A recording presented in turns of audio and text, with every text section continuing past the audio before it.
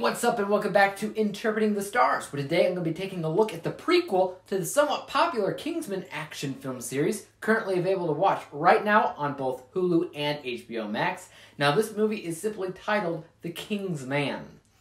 During the height of World War I, a man vows to respect his late wife's dying wish to keep their son safe and out of the war, something that the boy grows up dying to participate in more than anything else. But before he can go off to war, his father decides to introduce him to the secret society found at their tailor's shop, where they decide to go after a group of elusive ring-wielding villains that are prolonging the war. The first person that they go after? Rasputin himself. Time to dance on your graves. Go and help your father.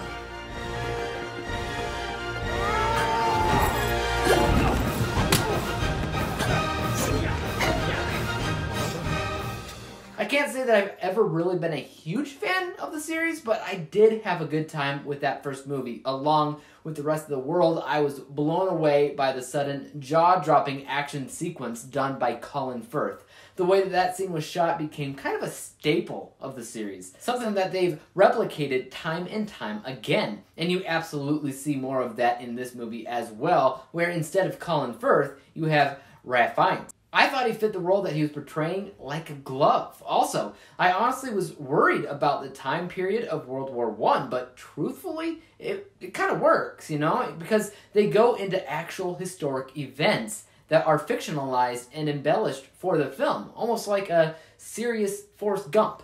In general, what they were going for during this time period honestly kind of impressed me.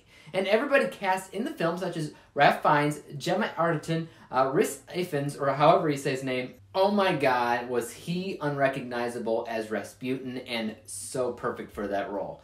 Harris Dickinson as Conrad. Honestly, everybody did a great job here, and I believed each and every performance. The action was all done really well, as expected. I've always adored the use of camera work and editing during those sped-up fight sequences, and I am once again satisfied here. I'm guessing you can all kind of sense a butt coming. And there is a butt, a big butt, and I cannot lie. This film is a little bit over 2 hours long, and you feel the length. Actually, you feel like it's longer. It does not have the best sense of pacing, and I think it's fairly convoluted with how many villains that there are in this film. Because of that, some of the good guys kind of disappear for a while. You know, they don't always distribute importance among them so that each character is constantly providing to the plot. No, instead, certain characters just kind of show up when it's convenient. Now that goes for both good guys and bad. For me, that did feel a little bit messy and unfortunate because I honestly did enjoy the concept here. And it's clearly not just trying to be a one-off either. There's some post-credit stuff in this film that obviously points to a sequel in this prequel series, and something that I'm all for too, if it ever happens. Not really sure if it'll ever happen, but I'm not against the idea. Overall, The Kingsman is an enjoyable movie. It has not gotten a lot of love from critics thus far, and I can understand why, based off of the pacing issue that I mentioned before. The idea isn't bad, and the performances were great overall. But I can see why it would pale in comparison to the others, but I don't know if I actually agree with that.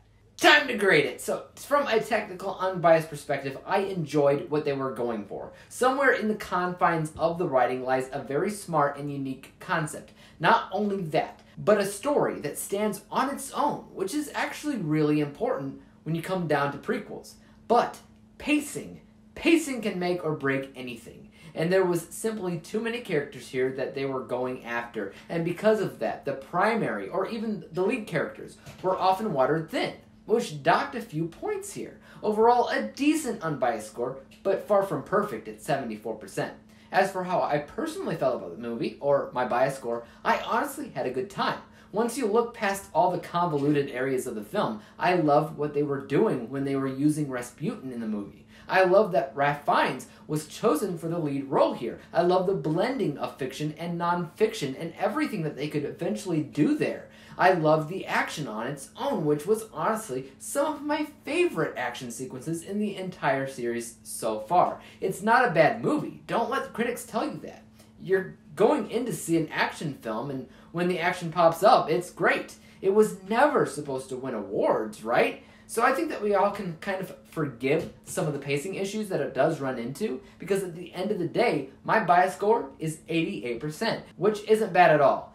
That means when we combine the two scores together, we actually wind up with a final rating of 81%. 81 out of 100 possible stars, which means by 1%, I consider it to actually be better than the Golden Circle. So to me, it fits right in with the others. But don't take my word for it. Let me know your thoughts on The Kingsman in the comments down below if you've seen it. Now, if you haven't, again, you can see it right now on Hulu or HBO Max. Take your pick. And as for YouTube, you guys know what to do. Hit that like, subscribe button, and bell to be notified when I come out with my next review. And until then, peace out.